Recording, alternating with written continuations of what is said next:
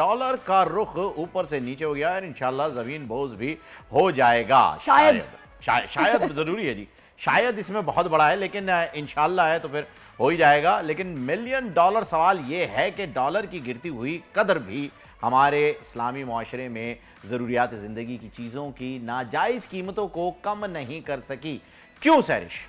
देखिए जनाब, ये कलमियाँ हैं कि क्या वजह है कि रेट जब एक दफ़ा ऊपर चले जाते हैं तो वापस नीचे नहीं आते, क्यों आवाम को रिलीफ नहीं मिल पाता। इसी पर बात करने के लिए इस में ज्वाइन कर चुके हैं चेयरमैन है फॉरेक्स एक्सचेंज के मलिक बोस्तान साहब। अस्सलाम वालेकुम मलिक साहब।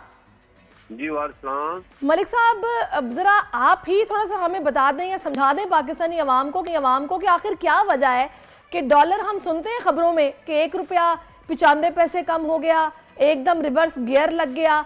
जब डॉलर बढ़ता है तो सब कुछ महंगा हो जाता है जनाब, कि डॉलर महंगा हो गया है। क्या वजह है कि डॉलर कम होता है तो हमें फायदा नहीं मिलता, हम बस देखते रहते हैं खबरों में? देखो, डॉलर इस वक्त जो पाकिस्तान की खून जिसम में खून हो तो आदमी कमजोर हो जाता है, तो हमारे पास हो तो हमारी मैशत कमजोर हो जाती है। तो डॉलर हमारी मैशत के लिए बड़ा जरूरी है।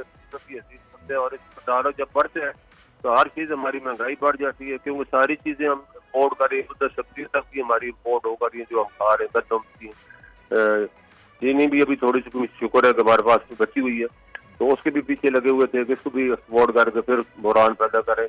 और इस तरह कपास है, जितनी भी खाने पीने की चीजें तो सारी की सारी चावल के अलावा सारी हमारी इम्पोर्ट हो रही है। अच्छा मलिक साहब, ये बताइएगा कि ये जो डॉलर है अब नीचे आना शुरू हो गया है, तो इसे कहाँ ब्रेक लगने का जो है वो तवक्को आप देख रहे हैं? क्योंकि आपका जो विजन है इसका डॉलर का रेट रियल वैल्यू तो इसकी 240 रुपए है। ये मैं नहीं कह रहा, ब्लूमबर्ग में मैंने ये रिपोर्ट की थी, पूरी दुनिया में हेडलाइन के साथ की थी। फिर क्या वजह है? जखीरा अंदोजी इसकी वजह है, जिसके खिलाफ ऑपरेशन भी चल रहा है और जगह जगह से डॉलर बरामद हो रहे हैं। जी जी, ये बहुत पैमाने में माफिया थी। तो बिजनेस काउंसिल ने पिछले हफ्ते ये रिपोर्ट दी कि 9,000 अरब आउट ऑफ बुक बैंकों के पास पड़ा है, लोगों के पास, माफिया के पास। और ये डॉलर और गोल्ड खरीद के होल्ड कर रहे हैं। और ये इतनी जरूरत बढ़ गई हमारी एक्सचेंज कंपनी मार्केटों के पास, ब्लैक मार्केट वाले खड़े हो गए थे। मैंने फिर लाल फौज जो हेड से मीटिंग की, फिर आर्मी चीफ साहब से अपील की, उनकी बड़ी मेहनत उन्होंने पूरा टास्क फोर्स बनाई, क्रैक डाउन किया।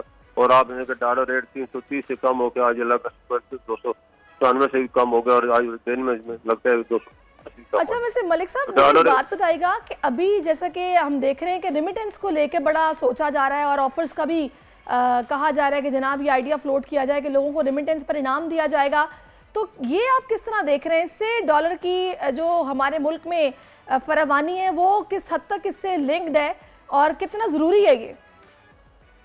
देखो, ये सोनी धरती पहले भी, लेकिन पहले यहाँ बहुत कम 20 अरब के नाम दिए लोगों के लिए जो उनकी फैमिली यहाँ रहती जो है चीजों से फायदा उठाएंगे। तो ये बहुत अच्छे इंसेंटिव है, क्योंकि वहाँ हवाला मार्केट वाले बहुत ज्यादा मुशारक है बाहर, वो इनको हाई रेट पेशकश करते हैं। हमारे लोग बेचारे अगर $1000 तो फर्क जाते थे, आम आदमी के लिए चीज बहुत होती। तो ये जो एक्सचेंज के मामलात हैं, इन पर कहा जा रहा है मलिक साहब कि इस पर ट्रांसपेरेंसी जो है वो उसके निज़ाम को ज़रा बेहतर किया जाएगा, स्मगलिंग को रोका जाएगा। फिर बाहर जो लोग मौजूद हैं उन्हें कहा जा रहा है कि आप थ्रू बैंकिंग चैनल पैसे भेजें, हवाला हुंडी का इस्तेमाल ना करें।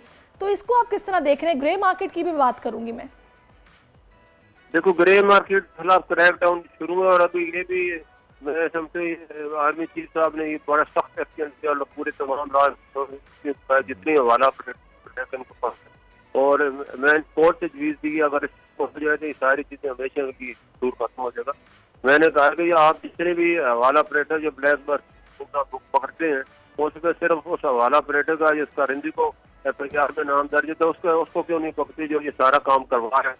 ये सारा काम तो बड़े बड़े व्हाइट कॉलर करा रहे हैं, बिजनेसमैन करा रहे हैं, बैरोक्रेट करा रहे हैं, सारे कोई भी इस गंगा में शामिल नहीं है। वैसी गंगा में हाथ धो रहे हैं, सब हाथों को काटे। अच्छा मलिक साहब, मैं इसी से रिलेटेड एक बात आपसे जानना चाहूंगा जो कि आम आदमी के जहन में रहती है, तो जरा उसे भी आज जो है वो लगे हाथ तो क्लियर कर दें कि लोग अपनी प्रॉपर्टी बेचते हैं करोड़ों रुपए की, और वो करोड़ों रुपए जो है वो उठा के डॉलर में कन्वर्ट कर देते हैं, और वो डॉलर जो है वो अपने पास महदूद करके बैंकों में नहीं रख रहे, अपने पास जो है तिजोरियों में सेव कर लेते हैं, जिसकी वजह से डॉलर जो है वो फिक्स हो जाता है, वो मार्केट में सर्कुलेट नहीं कर पा रहा है, कहीं नहीं जा पा रहा है, वो सिर्फ इस इंतजार में बैठे हुए हैं कि जी जब डॉलर बढ़ेगा तो फिर हम इसे मार्केट में निकालेंगे और उस पर मुनाफा हासिल कर लेंगे।